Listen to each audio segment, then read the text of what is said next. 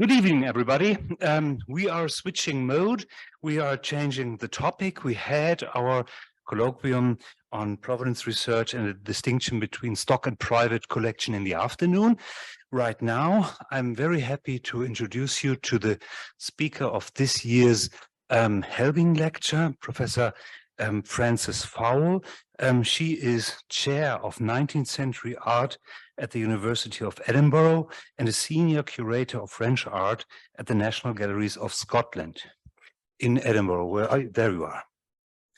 She's a fellow of the Royal Society of Edinburgh, chair of the Association for Art History, and senior trustee of the Burrell Collection in Glasgow, and a co-founder and recent board member of TIAMSA, the International Art Market Studies Association, together with Johannes Nathan. Where is he? Oh, behind you. She is a specialist in collecting and the art market with a focus on Impressionism and Post-Impressionism. Her publications include Van Gogh's Twin, the Scottish art dealer Alexander Reid in 2010, and Globalizing Impressionism, Reception, Translation, and Transnationalism in 2020. She has, of course, curated very many different international exhibitions, like, for instance, Degas and America, The Early Collectors, Van Gogh and Britain, Pioneer Collectors, Impressionism and Scotland, and most recently, A Taste for Impressionism in 2022, which examined, among other things, the role of female donors. So in the preparation of finding the title, we had also considered why have there been no great women art collectors, but we decided on the more descriptive invisible agents, women collectors, and the art market. She is currently editing a book on the art market and the museum with a focus on women as agents and influencers for Bloomsbury Publishing. We are very thrilled to have you here tonight, and we think that this, again, another study that continues research into art dealers is also meant to commemorate the legacy of Hugo Helbing, after whom this lecture is termed. So please join me in welcoming Professor Fowle for her evening lecture. Thank you very much. Ooh, can you hear all right? Yes. Thank you, and I apologize, I'm not speaking auf Deutsch, but I did learn it at school, but I'm very rusty, I have to say. So yes, the lecture will be in two parts, and the first part is really, the emphasis is more on collecting, and then of course we're looking at these collectors in the context of the art market, so it has a little shift halfway through. And I actually did my own, this was the poster I wanted to include, but it wasn't how. Yes. Oh, is that okay? You cut. Should I put it more closer? Yeah, like that. Better. Yeah, that's. I can hear it now. Thank you. So anyway, I will come back to this slide in a minute. I want to begin the lecture with a woman called Elizabeth Workman, and I imagine that very few of you, if any, have heard of her, but she was not only celebrated in her day as a champion yachtswoman, and here she is on board her yacht Nerea, she was also captured on canvas by the leading artists of the period. And among them was Percy Wyndham Lewis, you can see the watercolor on the right, who in 1923 described her as one of the only people in England to understand French painting. Now, between 1916 and 1928, Elizabeth built up one of the most important collections of modern French art ever amassed in Britain. And as we shall see, her tastes were far in advance of better-known collectors such as Samuel Courtauld. And yet, like so many women collectors, her role as a tastemaker has been completely overshadowed by that of her husband, thanks, at least in part, to the vagaries of the art market. Now, some years ago, I began my quest to bring her story to the light, and this led me in time to examine more closely the relationship between other women collectors and their husbands, agents, and dealers. And I promise you, we will come back to Mrs. Workman later on. I was interested in particular in the ways in which their contribution to the history of collecting has been systematically underplayed or even erased, either because their names were absent from any dealer's stockbooks or because they bequeathed their collections in their husband's name. And it's these invisible agents that are the subject of my lecture this evening. Now, as Christian said, the focus of my research is the late 19th and early 20th centuries, and the focus in particular is on Impressionism and Post-Impressionism. And there was a real art market boom at that time, which played out against a backdrop of industrialization and empire building, as well as changes to the law concerning women's rights. And I just love these two pictures because they show that the people who were looking at art at the time were the men. Women obviously participated in the art world, but notice in this picture on the left by LaSalle that none of them are actually looking at the paintings. So even though they were major players in this period, there were women who were major players. The ones that we remember, the ones that are most famous, are the men, industrialists such as Henry Clay Frick, Calouste Gulbenkian, or Sir William Burrell, who built up magnificent collections in order to reflect their prestige and social status. And the most prominent dealers of the period too were men, among them Paul Duranval, Ambroise Vollard, Paul Cassira, and in Scotland, Alexander Reid. Now, from this period, the only woman dealer whose memory has been preserved is Bertha Palmer, Picasso's first dealer. And even her career has been overshadowed by the likes of Kahnweiler and Paul Rosenberg. And yet she was an early supporter, not only of Picasso, but of Henri Matisse, and the only dealer to give Modigliani a solo exhibition. She also played a crucial role in supporting women artists such as Suzanne Valadon and Émilie Charmy. And luckily, or happily, in the past decade, there have been renewed efforts to raise her profile, including a biography by Marianne Le Morvan and the publication of her memoirs, both in French and English. The contribution of women to the history of collecting is also gradually being recognized, but progress is frustratingly slow. In 1999, Charlotte Geer and Marina Vasey produced a book which focused on great women collectors from Catherine the Great to Coco Chanel. However, it's now out of print.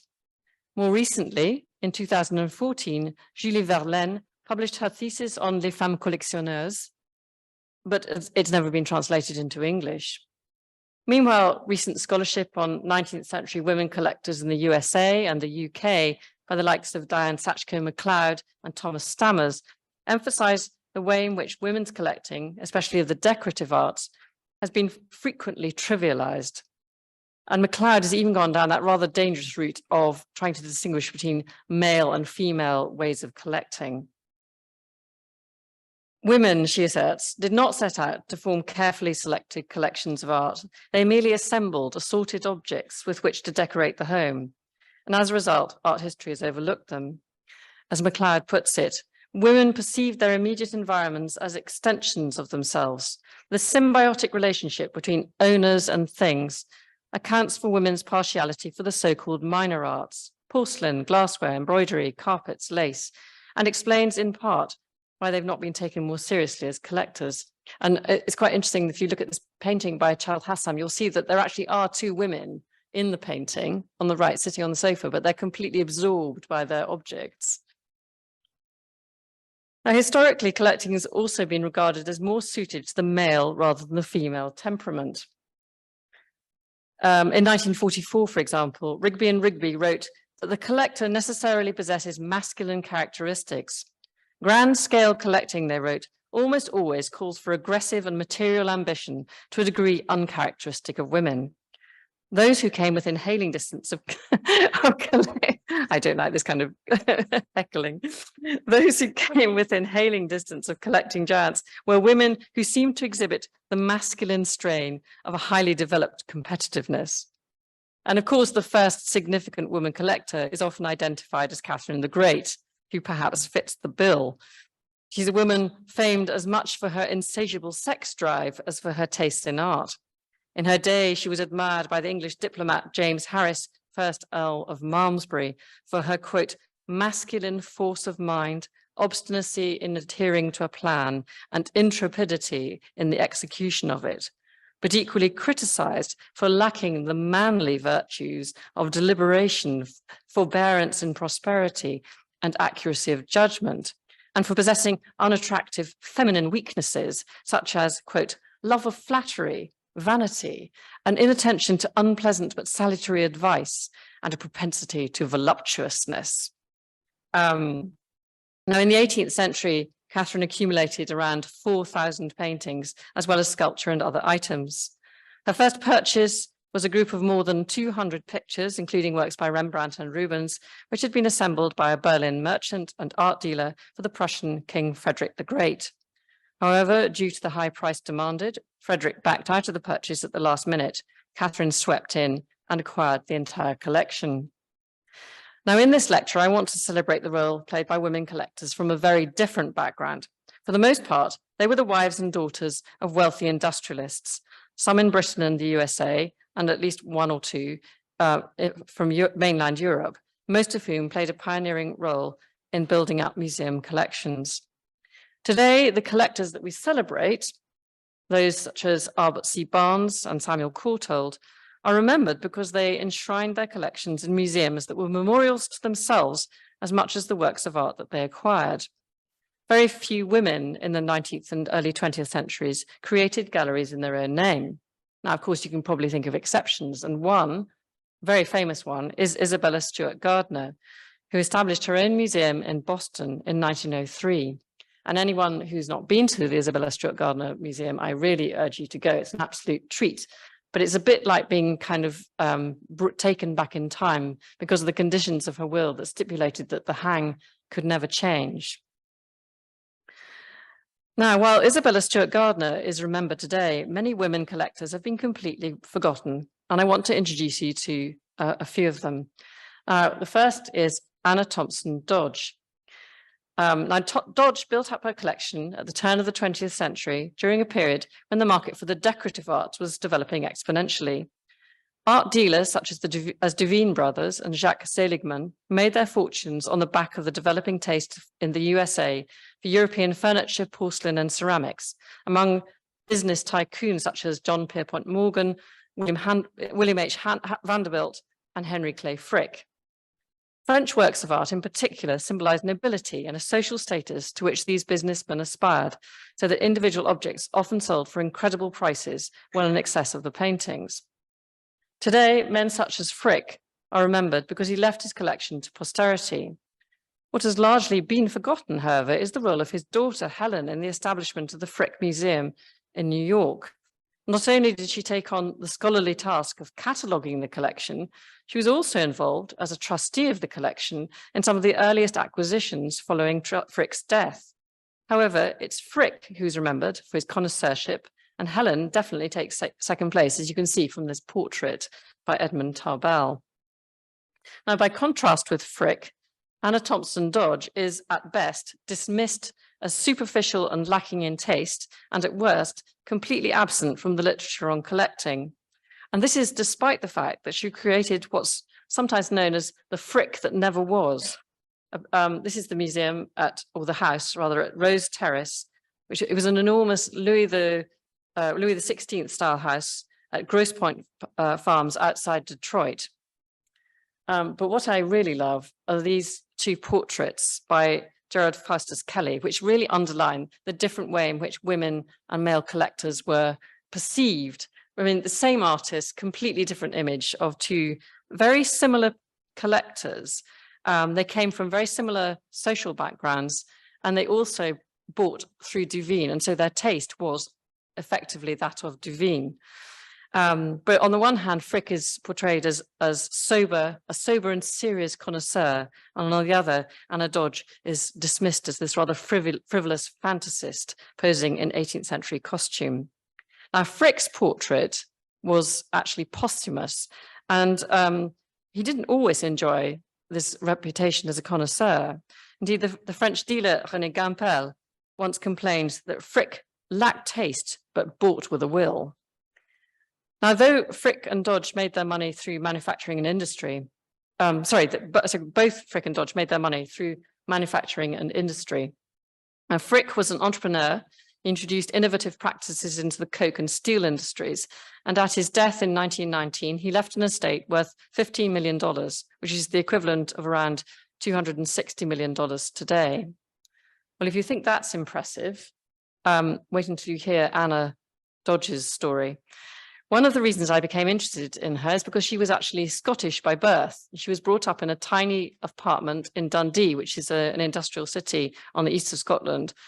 And her father died when she was very young, and her mother decided to emigrate to the USA.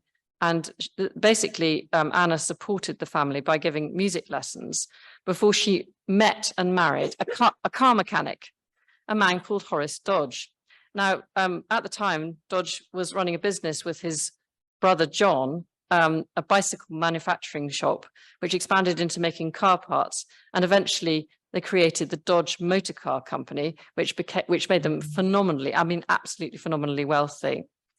And Horace was so rich that he could afford to, in 1920, buy Anna a 5-strand natural pearl necklace, which was believed to have belonged to Catherine the Great from Cartier for $825,000. You can see it in the portrait on the right. So that was the equivalent of, again, about $12.4 million for one item in today's prices. However, in the same year, both he and his brother died after contracting Spanish flu. It was complications as a result of Spanish flu. And 5 years later, Anna and her sister-in-law sold the Dodge Motor Car Company for $146 million, which is the equivalent today of around $2.5 billion, giving them an income of an estimated $40,000 a day, again, in today's term. So, I mean, I don't think I know anybody in the history of the art market that was so rich. So with her now considerable income, she built up an important collection of 18th century French furniture and Sèvres, Meissen and Chinese porcelain, mostly acquired through Davies brothers, much of which has been dispersed. And so these are two items which came up at auction relatively recently, which were in Anna Thompson Dodge's collection. Frick also appointed Davies to decorate his mansion, and inevitably there are close parallels between his and Dodge's collections. They even displayed their collections in a similar way, combining tapestry and painting. For example, this is from the Dodge collection, and here we have examples from the Frick collection. And they also sought out objects with an impressive provenance. For example, in 1915, Frick acquired a Riesner commode originally made for Marie Antoinette for $282,000 from Zedelmeier, while Dodge favored this Martin Carlin jewel coffer, which you can see at the bottom, acquired through Davies, which was originally in the bedroom of the Empress Maria Fedorovna. And these are actually items which are on the right from the Frick and on the left from the Dodge collection. So you could see very similar kind of tastes. At her death in 1970, Anna bequeathed 130 pieces from the collection to the Detroit Institute of Arts. And of course, again, thanks to convention at the time, it's known as the Mrs. Horace Dodge collection. And she also left some items to the Getty. But Rose Terrace, her beautiful French chateau, was destroyed, and she herself has been all but forgotten and overshadowed by the legacy that is the Frick. Now, I want to turn now more specifically to women collectors of Impressionism, since that's my main kind of area of specialism. Despite the fact that women played a pioneering role in the reception of modern French art, their contribution has again often been downplayed, forgotten, or completely erased. My starting point, however, is a better known collector, Louisine Havemeyer, and this is her here, dressed in as a suffragette, or in kind of suffragette mode. She left her collection of Impressionist art to the Metropolitan Museum of Art in 1929. She was an ardent supporter of women's suffrage, and you can see her here actually holding the Liberty Torch. But despite her progressive ideals, she took a back seat when it came to self-promotion. Louisine was the daughter of a wealthy New York merchant, George W. Elder, and before her marriage, she traveled to Paris and she bought Impressionist pictures under the guidance of Mary Cassatt, who moved in the same rather elevated social circles. And these are two objects that she bought as before she was married, which have actually since they since left the collection. In 1883, she married Henry O. Havemeyer, who founded the American Sugar Refining Company in 1891. And from that moment on, of course, Henry became head of the house, and Louisine was given an allowance by her husband, but he was the person who was in control of the finances. They built up the art collection together, still under the guidance of Mary Cassatt, but they tended to buy directly through Paul Duranville through his gallery in New York, because it wouldn't have been kind of quite right for a woman of Mary Cassatt's class to kind of engage in financial transactions, and so they went straight to Duranville. And I can show you, these are just a couple of the examples from this wonderful collection, which included also works by Cézanne, Renoir, Pissarro, and Cassatt herself. Henry's tastes in art, compared to Louisine's, were rather conservative, and these are the sort of things that he preferred. And so it was Louisine who was the driving force behind the purchases of modern French art. Nevertheless, at her death, she bequeathed the collection in her husband's name, as was again kind of the custom. And even today, it's known as the H.O. Havemeyer collection, but really she should be given much more credit. And it's only really thanks to the Metropolitan Museum of Art and to the recent research of scholars such as Erica Hirschler and Laura Corey that we know so much about her today. But now I want to introduce you to 5 more women: Bertha Palmer, Helene Kröller-Müller, Gwendoline and Margaret Davies, and Elizabeth Workman, who deserve the truly international reputation that Louisine Havemeyer now enjoys. Like her, 3 of these women relied on their husband's wealth, effectively erasing their names from dealers' stockbooks. And I'll explain more about this in a minute.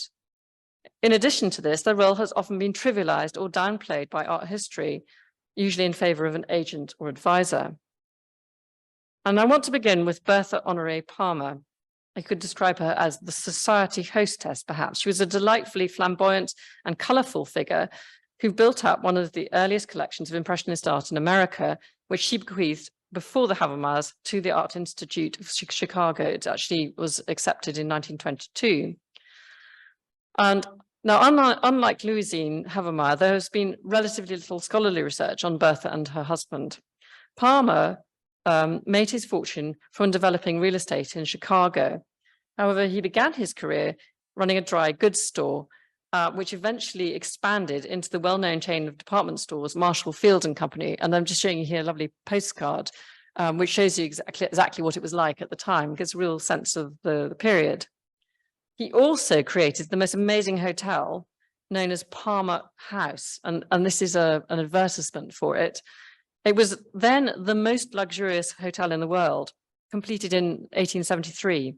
And it was the first hotel to use electric lights, to have telephones and fireproofing technology, which they particularly boasted about. It also had 2,000 guest rooms and 3 miles of corridors, and was famous for its enormous barbershop and also the tropical gardens and glass houses, which were on the rooftop. The Palmers also lived in an enormous house, which was known as the Castle on Lakeshore Drive in Chicago. And there Bertha would host extravagant parties, which became so notorious that Potter was forced to remove all the door handles from the exterior of the building to discourage unwanted visitors. Now, Bertha herself came from Kentucky, but was of French extraction. This is her on the left. And all the photographs of her looking incredibly sort of, ready to go out to a ball. She entered Chicago society largely thanks to her mother's social manipulation, and her reputation for extravagance came to define her, so that today she's unfortunately rather remembered for this than for her taste for avant-garde art, which was well ahead of its time. The little we do know of Bertha is via the curator Sarah Tyson Hallowell, who acted for a period as the Palmers' advisor, and who is often given the credit for the Palmers' collection.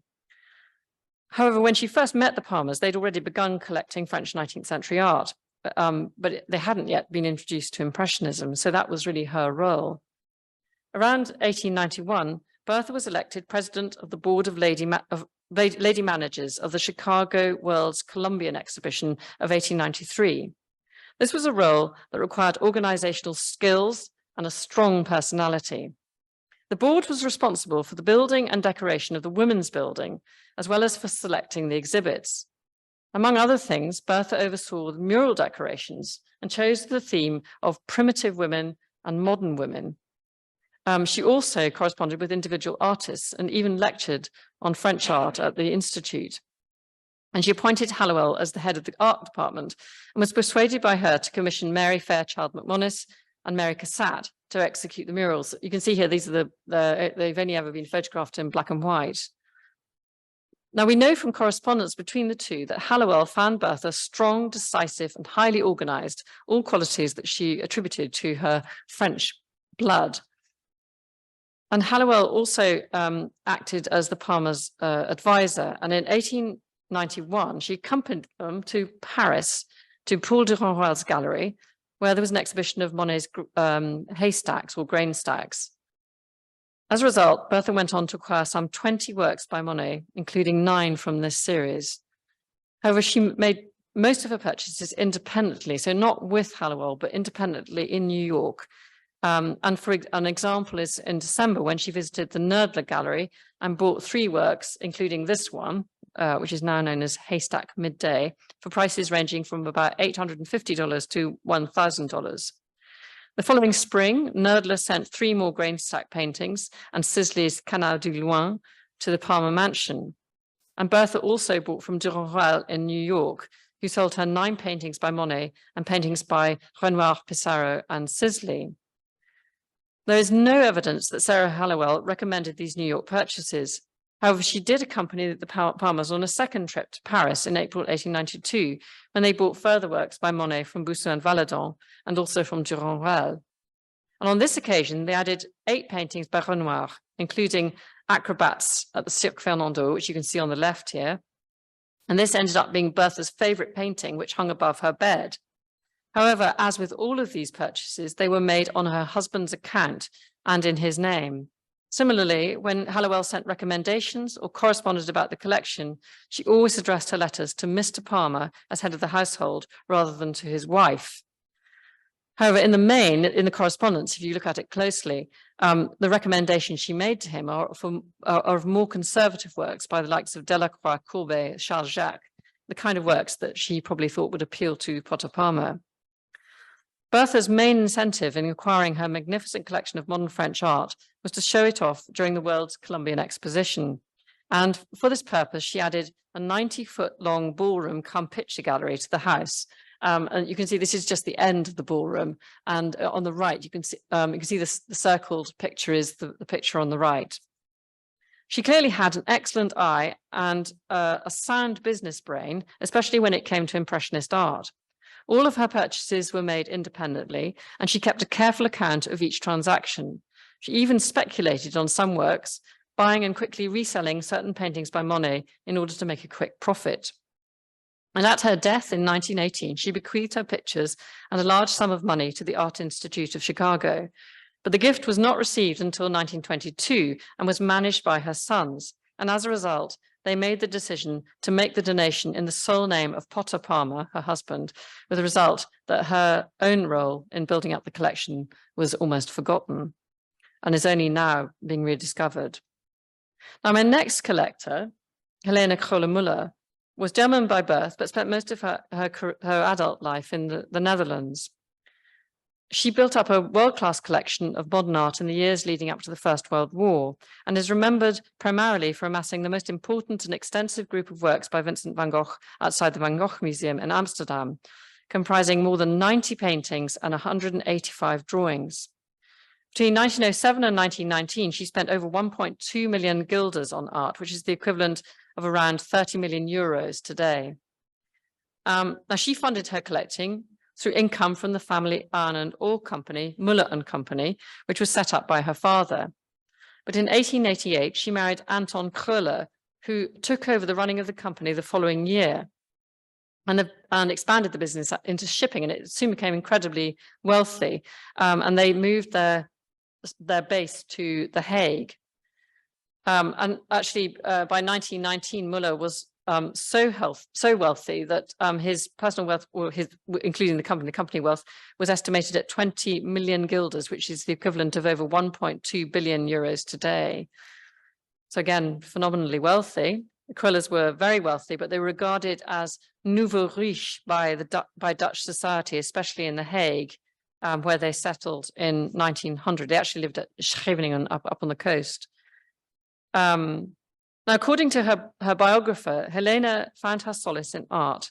And from around 1907, she attended classes run by the art historian Henk Bremmer. Here's Bremmer here. And he encouraged her to appreciate the expressive qualities of art, what he termed practical aesthetics, and encouraged her to buy modern paintings, especially the work of Van Gogh. Now, art historians have, in my opinion, laid too much emphasis on Helene's reliance on Bremmer, or emphasized her emotional and haphazard response to collecting, especially up until 1911. Hans Leuten, the biographer of Van Gogh's sister-in-law, Jo van Gogh Bonger, writes that, quote, Helene blindly accepted her advisor's opinion. While she made the choices, it was he who proposed purchases, and her selection was in turn based on the artistic taste he had instilled in her. And it's true that she did acknowledge his assistance and his advice. But like all agents, Bremmer would only buy when instructed to do so. And the extent and quality of Helene's collection can be attributed to her faith in the enduring value of Van Gogh's painting at a time when few collectors were prepared to take the risk, and certainly not on the same scale. Bremmer, meanwhile, we have to remember, made a steady living from the Kröller-Müllers, and he guarded them jealously from other dealers. For example, when Helene and Anton independently acquired Van Gogh's Reaper, as you can see on the left, from Paul Cassira in Berlin, but Bremmer incorrectly declared it to be a fake and demanded that Cassira return it. Of course, so he did rather reluctantly. Now, Helene did exercise a certain independence and took advice from others, such as Henry van der Velde, who encouraged her in 1922 to buy Seurat's Le Chahut, which you can see on the right. Nevertheless, it is always Bremmer's name, rather than Helene Kröller-Müller's, that appears in the stockbooks of the many Paris dealers from whom she acquired her pictures, among them Eugène Drouet, Bernheim Jeune, and Amédée Schuffernecker. Not only have art historians painted a picture of Helene Kröller-Müller as emotional and inconsistent or incapable of forming an independent opinion, they have also asserted that her decision to build up a dedicated collection of modern art was motivated by her recovery from a serious illness in 1911.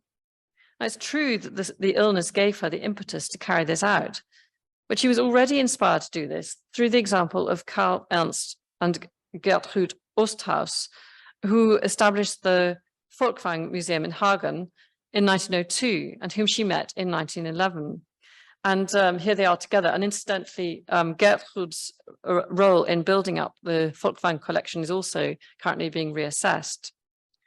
From around 1912, Helene became more confident about her taste in modern art and more strategic in her purchases, ensuring that she always bought museum quality works with a view to leaving them eventually to the people of the Netherlands. However, she relied on her husband for capital, and in April 1912, Anton accompanied her on a visit to Paris, during which they spent 115,000 guilders on around 16 Van Gogh paintings. And yet, of course, again, they were made in her husband's name. Now, bearing in mind, again, that this was during a period when, even though his reputation in Germany was on the rise, only a few collectors were prepared to invest in Van Gogh's work. These were daring purchases, and they are outstanding works of art. They really are museum pieces. In May 1912, Helene took the risky move of, in an attempt to kind of push up the market value of her pictures and make them more appealing to a wider clientele. She took the risky move of bidding 5 times over the estimate for this work, Van Gogh's The Bridget Aal, which featured in the now famous Hogendijk sale. The auction caused an absolute sensation and received extensive press coverage, and it had the desired result. It considerably enhanced the value of her own collection. From this date onwards, Helene began to display her pictures in a dedicated gallery next door to the business. When showing people around, Anton would joke about moving from the credit side, i.e. the business side, to the debit side. He clearly regarded the collection as an indulgence and a drain on his resources. Helene, by contrast, believed profoundly in its importance for future generations. And she even wrote to her close friend Deventer, "I believe that the intellectual edifice I leave will bear more certain fruits than the corporality I could give through the children," which is quite a shocking statement. She had 4 children. I wonder how they felt about that. Whereas Anton was inclined to speculation and impulsiveness, his wife was much more strategic. She wished to broaden out the art collection. And in 1913, she told him, "We shouldn't buy any more Van Goghs unless something really special turns up. I feel that we already have a real wealth of Van Gogh's work, the largest in the world." Despite this, Anton instructed Bremer to go on buying, and in 1928, acquired over 100 drawings from a Dutch collector.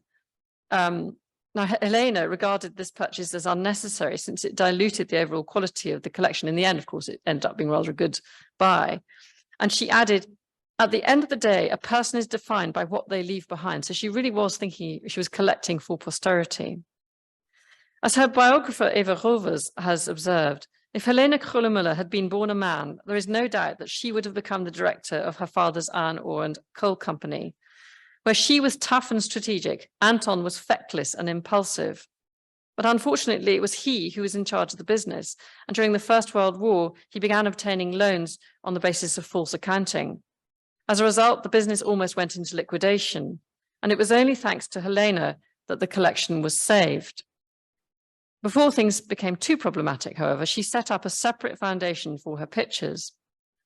And she even persuaded the Dutch government to provide the resources needed to buy what eventually became the Kröller-Müller Museum in Otterlo, designed by Henry van der Velde. Now, Eva Rovers' biography of Helene Kröller-Müller has so far only been published in Dutch. And even then, her role as a collector has been downplayed due to the influence of Bremer on her decision-making. Similarly, the contribution of the Welsh sisters, Gwendolyn and Margaret Davies, has been attributed by, amongst others, Robert Merrick, to their advisor, Hugh Blaker. You can see bottom right. This is largely due to the Scottish artist Murray Urquhart, who in 1963 described Blaker as the architect and inspirer of the Davies collection. I don't know how familiar you are with this collection, but if you don't know it, it really is worth a visit, but you have to go all the way to Cardiff in Wales. Now, as with Helene Kröller-Müller, the real story is more complex, and the sisters were advised not only by Blaker, but by a variety of art dealers, including David Kroll-Thompson, Emil Bernheim, and Paul de Ronrel, as well as Urquhart himself. However, art history has chosen to stereotype the sisters as 2 teetotal spinsters who were brought up very strictly as Calvinistic Methodists and who lived an insular life in Wales. In fact, they were strongly independent, dividing their time between their house and estate in Montgomeryshire and their London flat at 3 Buckingham Terrace. They were also extremely musical, and Margaret briefly attended the Slade School of Art in London. And despite being unmarried, they travelled a great deal and made frequent trips to France, to Paris and Italy, initially accompanied by their governess, Jane Blaker, who was the sister of Hugh Blaker. So all very kind of cozy. Now, their wealth, again, came from industry, from their grandfather, David Davies of Llandinam, who had made his fortune in the coal industry. By 1907, they reputedly had a joint fortune of around £1 million, making them among the wealthiest women in the UK. As well as buying art, they were philanthropic, donating money to good causes, such as the campaign against tuberculosis, and they also gave £5,000 towards the building of the new National Museum of Wales. They were introduced to art, certainly, through Blaker. And Blaker himself was curator at the Holborn Museum in Bath from 1905 to 1913, and also bought and sold art and dabbled in art criticism. However, many of the early purchases they made, which were directly through Blaker, consisted of 19th century French art and Dutch works by Manton Mauve, but also works by Millet and Corot. And here we have Jean-François Millet's The Goose Girl from the collection. They also bought British painting, especially Turner and Raeburn. However, when it came to Impressionist art, Blaker appears to have played only a minor role. So just before the First World War, the sisters acquired a copy of Théodore Duret's Manet and the Impressionists, which was translated into English in 1910. They may also have been aware of Roger Fry's groundbreaking exhibition, Manet and the Post-Impressionists, which took place in the Grafton Galleries in that year, same year, 1910, and which introduced the British public to the work of Cézanne, Gauguin, and Van Gogh. From 1912 onwards, they certainly began to buy Impressionist art in Paris. And they evidently mentioned their intention to invest in Impressionism to Blaker. For in August 1912, he wrote to them, "I will certainly keep my eyes open in Paris for anything good. And I'm delighted that you think of getting some examples of the Impressionists of 1870. Very few English collectors, except Hugh Lane, have bought them at all, although much of their best work is in America already. I expect you also know the work of Sisley, Pissarro, and Renoir. These can still be got quite cheaply. Sisley, whose parents were English, were as good as any, in my opinion, and Degas and Daumier are desirable, of course." I'm not quite sure why he thinks that Daumier should be categorized as an Impressionist. Now, on their first foray into Impressionism, however, Gwendolyn and Margaret ignored Blaker, and instead of buying early works, they bought 3 outstanding recent paintings by Monet from his Venice period. Here we are. So quite a contrast. Bought from the dealers Duranval and Bernheim Jeune. And we know from the correspondence that Blaker actually tried to dissuade them from buying these Monets in favor of a sculpture by Rodin, The Kiss. He wrote, "The bronze will probably never again be on the market, and if there's any choice between it and the Monets, I should certainly advise the former." The following year, they exhibited their new purchases, including the Monets and the Rodin at Cardiff City Hall. Now, almost inevitably, they received very negative reviews, but despite this, they went on to add to the collection, and they bought 2 works by Renoir initially, including this lovely work, La Parisienne, which is also in the Cardiff collection. They then went on to buy 3 Monet water lily paintings, and these are them, and another Venice painting, as well as one of Charing Cross Bridge, again through Bernheim Jeune. These were from Bernheim Jeune, and the Charing Cross Bridge from Duranval. And then in 1917, the Hugh Lane collection was received by the National Gallery in London. It included 8 important Impressionist works by Manet, Monet, Renoir, Degas, Pissarro, and Morisot, but nothing as adventurous and avant-garde as the Davies sisters' collection. And notably, Hugh Lane had a preference for figurative art. During the war, the sisters virtually ceased collecting, partly to devote themselves to the war effort. They both volunteered in France, Gwendolyn in Troyes and Margaret in Rouen. And you can see her here at the Cantine des Dames Anglais. Towards the end of the war, in February 1918, Gwendolyn bought her first 2 works by Cézanne, again from Bernheim Jeune, and 2 years later, her first Van Gogh, which is here, the Reign at Auvers. And then in 1920, you can see the prices around about £2,000, £3,000 at this date. In 1920, the sisters also acquired Greginog Hall and its adjoining estate, with the intention of establishing a centre of excellence for the arts, crafts, and music, which would enrich the lives of the people of Wales in the aftermath of the war.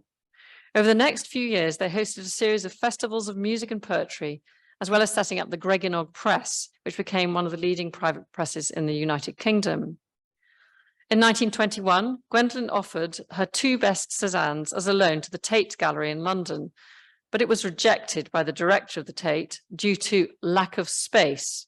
Then 2 years later, Roger Fry included all of by then they had 3 Cézannes. They were all included in an exhibition called The French School of the Last 100 Years at the Burlington Fine Arts Club, where they were seen by Samuel Courtauld.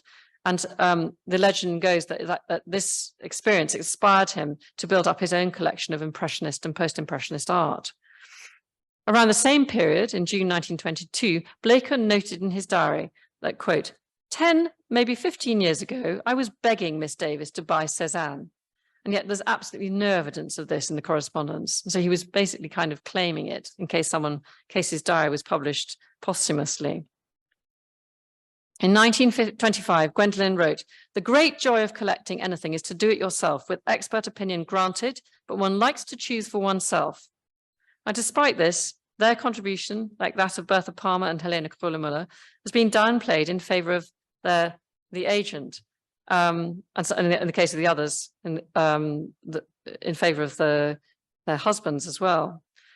The same treatment is not meted out to male collectors, such as Courtauld, for example, who was guided not only by his dealer, Percy Moore Turner, but also advised by his wife and the critic, Roger Fry. And this is one of the issues that maybe we could discuss later. Courtauld has been also given much more attention in my final case study, and I'm bringing us back again to Elizabeth or Betty Workman. Now, she was one of the most enlightened art collectors of her generation. And in the 1920s, she and her husband, Robert, lived at Seymour Place in London, which is in Mayfair, if you know London at all. She began collecting well before Courtauld, and she built up one of the most important collections of Impressionist and post-Impressionist art ever seen under one roof in Britain. And yet today she remains invisible, an unidentified figure, occasionally listed in provenance histories, but more often than not, she's known under her husband's name, R.A. Workman, or E.R. Workman sometimes. And despite this, we know that it was she and not he that was the more enlightened collector. For as the Scottish art dealer A.J. McNeill Reid once put it, although Robert Workman held the purse strings, it was Mrs. Workman who had the taste. And that's a quote directly from McNeill Reid. She dealt almost exclusively with Alex Reid in Glasgow and later with Reid and Lefebvre in London.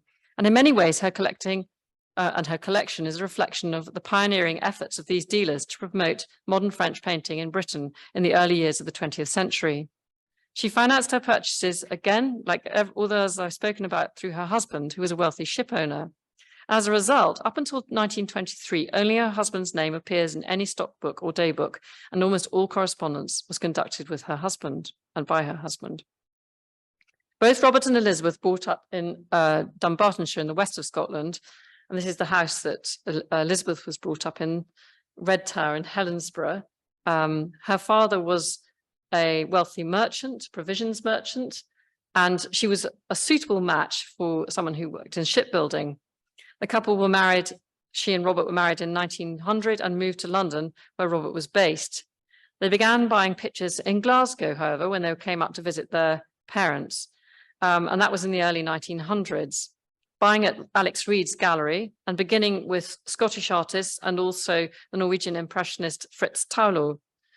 Elizabeth's first foray into French Impressionism wasn't until 1916 when she bought a Degas dancer, probably this fan painting, if you can see here now in the Tacoma Art Museum, and also began buying Whistler, very similar to the Davies sisters. At the end of the war, she acquired another Degas, which had previously been in the collection of the English landowner, Sir William Eden, L'Étoile, and also Renoir's Rose et Chèvrefeuille, which was Renoir's work was very expensive at this time, on sale at £1,800. Then from 1919, Alex Reid began to stock the work of Edouard Vuillard and also held the first of a whole series of exhibitions of Impressionist and more modern French art. As a result, in 1920, Elizabeth added 3 more masterpieces. Here they are: Degas' portrait of Diego Martelli, a Renoir still life, and Monet's The Boulevard des Capucines.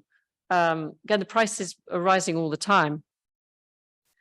By 1920, Robert Workman was chairman of several shipping companies and had acquired the family firm of Workman Clark, then valued at £7 million.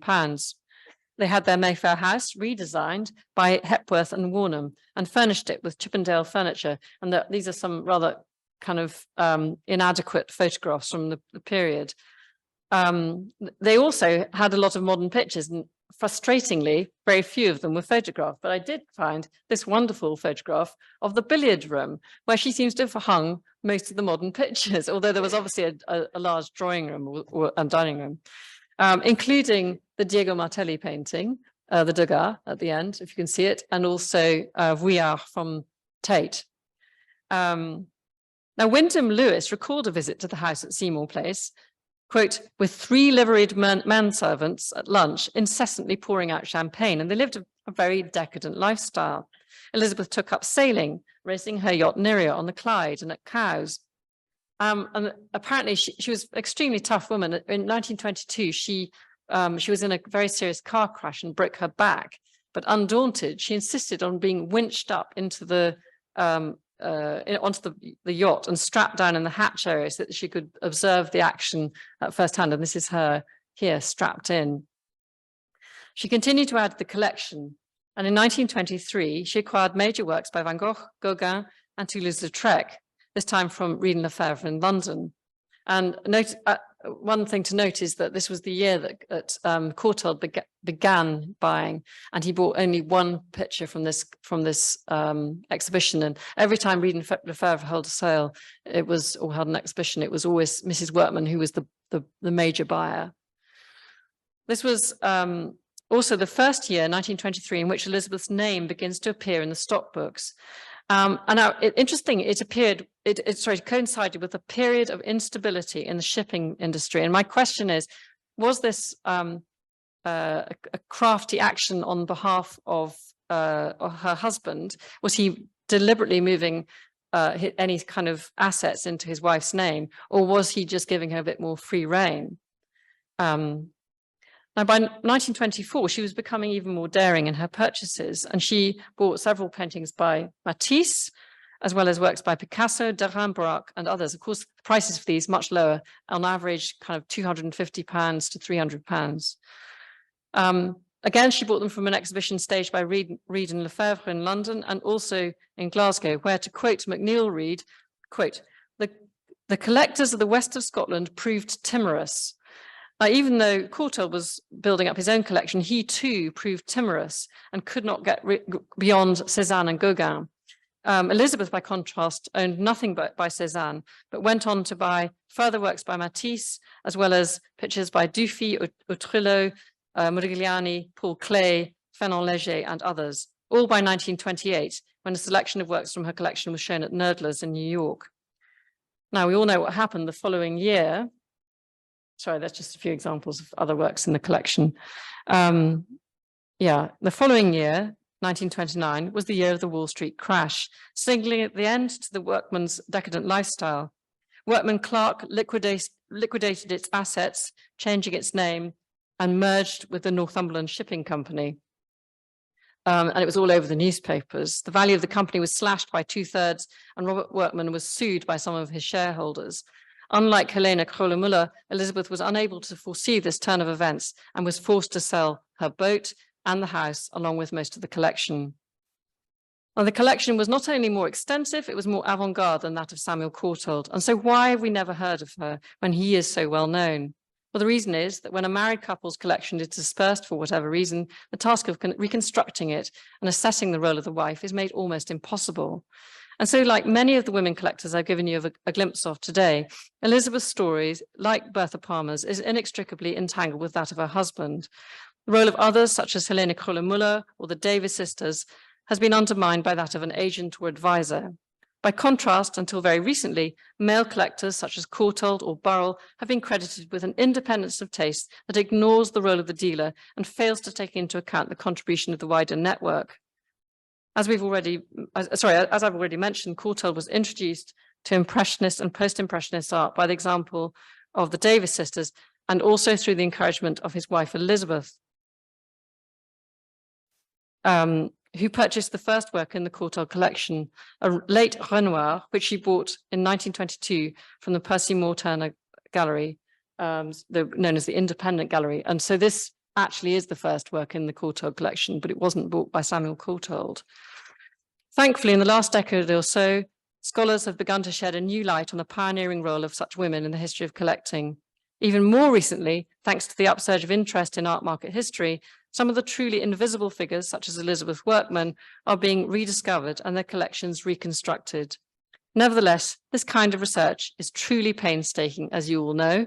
It requires access to dealer stockbooks, a broad understanding of the social context, and a huge amount of serendipity. At least that journey has begun, but there is still much to be done. Thank you.